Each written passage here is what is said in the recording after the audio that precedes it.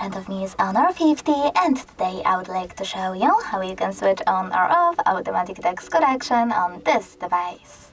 First of all, go into Settings. Now scroll all the way down and choose System and Updates. Then tap on Language and Input, Microsoft Keyboard, cursor misclick, and choose Typing.